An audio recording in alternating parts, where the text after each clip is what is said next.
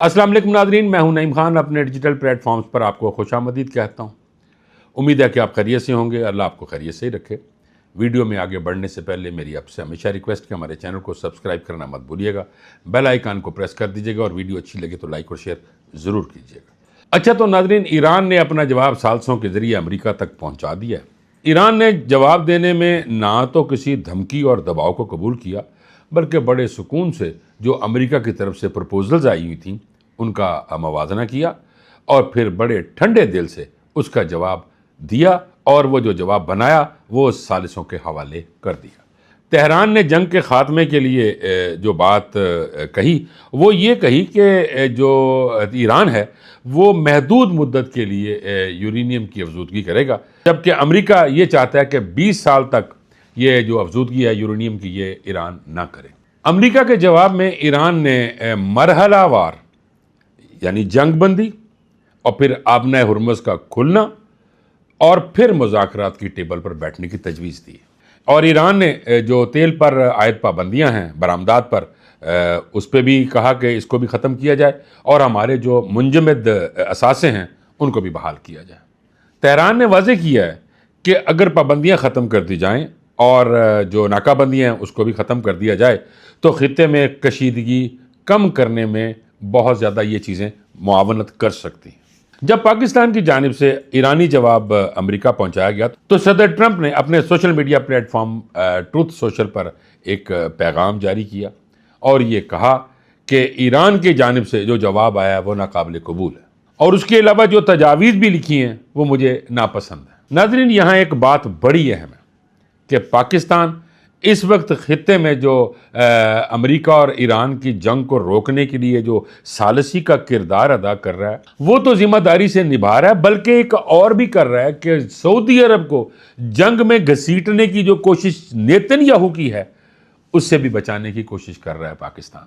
वो ना सऊदी अरब से मुझे याद आया कि शहजादा तुर्की अल फैसल बड़े अच्छे कालम निगार हैं, उनका एक कालम का कुछ हिस्सा मेरी नज़रों से गुजरा। मैंने वो पढ़ा कि शहजादा तुर्की अल फैसल ये लिखते हैं कि नेतन्याहू की ख्वाहिश ये है कि ईरान और सऊदी अरब आपस में लड़ पड़ें, यानी पंजाबी कहते हैं ना पेड़ पैण लड़ पड़ें, और सऊदी अरब ये नहीं चाह रहा। क्योंकि ये तुर्की अल फैसल का ये जो कॉलम है उसका कुछ हिस्सा मैं आपके सामने बयान कर रहा हूँ। उन्होंने मज़ीद लिखा कि ये जो नेतन्याहू का मंसूबा है ना ईरान और सऊदी अरब को उलझाने का, तो इसमें एक नुकसान होगा। अब वो नुकसान क्या है कि वह शहजादा तुर्की अल फैसल कहते हैं कि हमारे हज़ारों ख़वातीन, बच्चे और जवान जान से जाएंगे और सिर्फ ख़ित्ते में कौन रह जाएगा तनहा? वो नेतन्याहू यानी इजराइल ख़ित्ते में अकेला रह जाएगा और वो अकेला ही अपने आप को बादशाह समझेगा।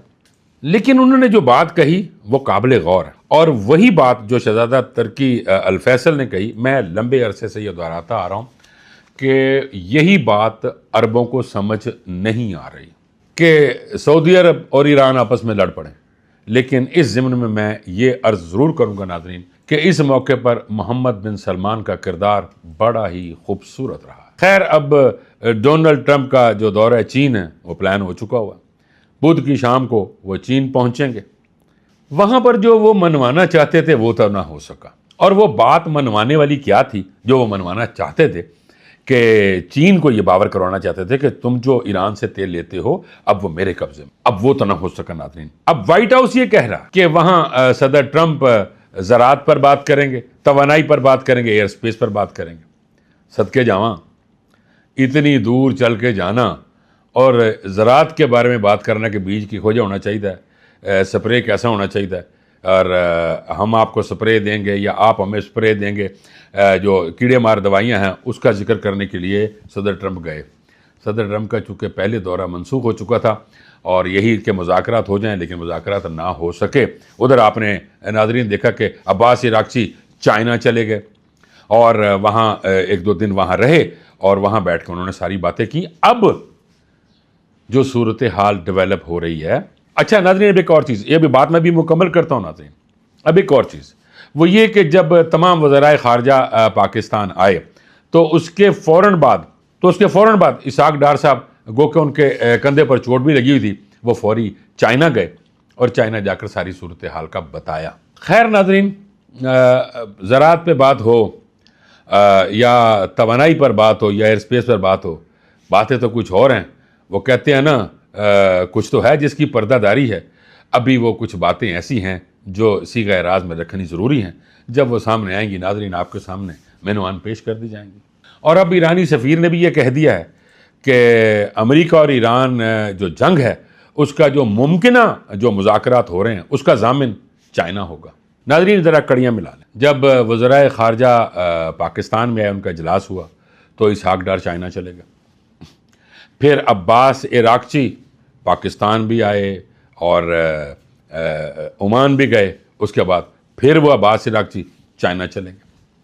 صدر ٹرمپ چائنا جا رہے ہیں، اور صدر ٹرمپ کے بعد شہباز شریف چائنا جا رہے ہیں۔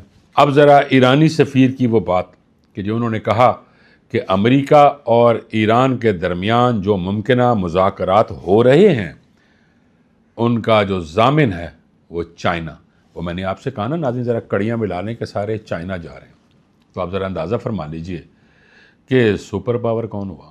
جو اپنے آپ کو سپر پاور کہتے ہیں وہ تو وہاں جا کر باتیں کر رہے ہیں کہ جناب سانو بچا لو۔ اب امپورٹنٹ بات کہ پاکستان بہترین ثالثی کا کردار ادا کر رہا ہے، اور پاکستان کے ساتھ سعودی عرب شامل ہے، پاکستان کے ساتھ قطر شامل ہے، پاکستان کے ساتھ عمان شامل ہے۔ اب پاکستان کی ثالثی سب کو منظور ہے، لیکن ایران کہہ رہا تھا ثالثوں سے کہ کوئی ضامن بھی ہونا چاہیے، تاکہ کل کو یہ کہہ دیں کہ جی نہیں جی ہم نے تو نہیں کہا تھا، ضامن بھی ہونا چاہیے۔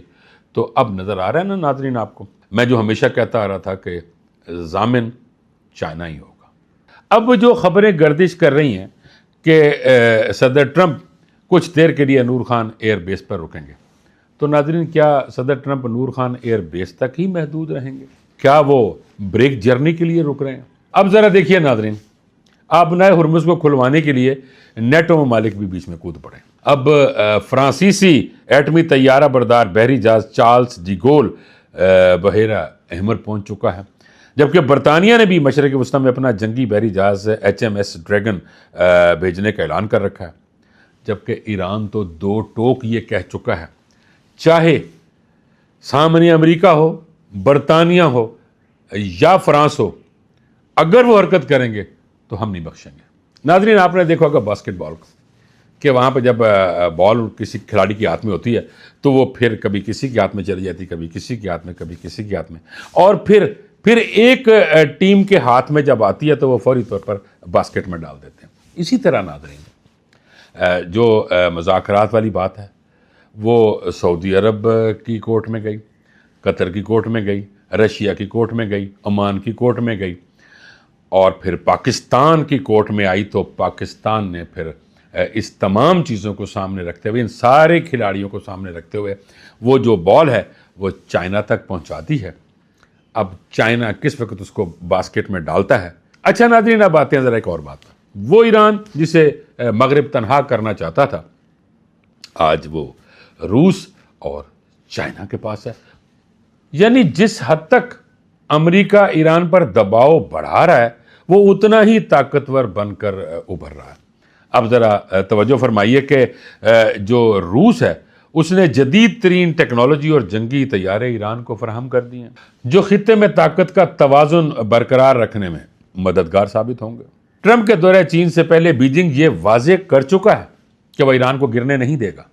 ایران اب چین کے بیلٹ اینڈ روڈ منصوبے کی شہرک ہے اور چین کی توانائی کا ضامن بھی ہے۔ اور وہ توانائی کا ضامن کیسے کہ چائنا جو ہے وہ سارا تیل ایران سے لے رہا ہے، اور چائنا نے ایران میں کھربوں ڈالر کی انویسٹمنٹ کی ہوئی ہے۔ اب ذرا غور فرما لیجیے نا ناظرین، اسی بات کو جو میں کر رہا ہوں اس کو ذرا آگے لے کے جا رہا ہوں کہ ایران آپ نے ہرمز سے جو بھی وہاں سے گزر رہا ہے، جو وہ ٹول دے رہا ہے وہ یوان میں دے رہا ہے، ڈالر میں نہیں۔ اب آپ بھی جو میں بات کر رہا تھا کہ توانائی کا بھی ضامن ہے، تو تیل بھی جا رہا ہے اور ساتھ یوان بھی جا رہے ہیں، اور ڈالر کے بغیر ہونے والی تجارت امریکی پابندیوں کا جو تابوت ہے اس میں آخری کیل ثابت ہوگی۔ ناظرین آخر میں یہ ضرور کہوں گا کہ ایران نے جو یہ نئی دنیا بنا دی ہے، اس دنیا میں اب ایک چیز تو ثابت کر دی ایران نے کہ اب دنیا ایک سپر پاور کے اشارے پر نہیں چلے. ایک نیا عالمی بلاک بن چکا ہے جو ویسٹ کے سامنے سینہ تان کر کھڑا ہو گیا. اب تو ناظرین بڑے بڑے تجزیہ کار اور ماہرین اس بات پر متفق ہو گئے کہ امریکہ کی جو میکسیمم پریشر والی جو پالیسی ہے نا، اس نے ایران کو مزید طاقتور بنا دیا. اور اندازہ فرما لے وہ طاقتور کیسے ہوا کہ وہ رشیا اور چائنا کی گود میں جا کے بیٹھ. اب یہ ٹرائیکا عالمی معیشت اور سیاست کے نئے قواعد لکھنے جا رہے ہیں. کون سی ٹرائیکا؟ ایران، رشیا اور چائنا، جو میں نے کہا نا کہ یہ سیاست کے نئے قواعد لکھنے جا رہی ہیں. کیا امریکہ اس نئے اتحاد کا سامنا کر پائے گا، یا پھر یہی مشرقی اتحاد نئی طاقت بن کر ابھرے گا؟ فیصلہ بڑی جلدی آپ کے سامنے آ جائے گا. ناظرین اب تک کے لیے اتنا ہی. آپ سے ملاقات ہوگی اگلے ولاگ میں. مجھے اجازت دیجیے. اللہ نگہبان.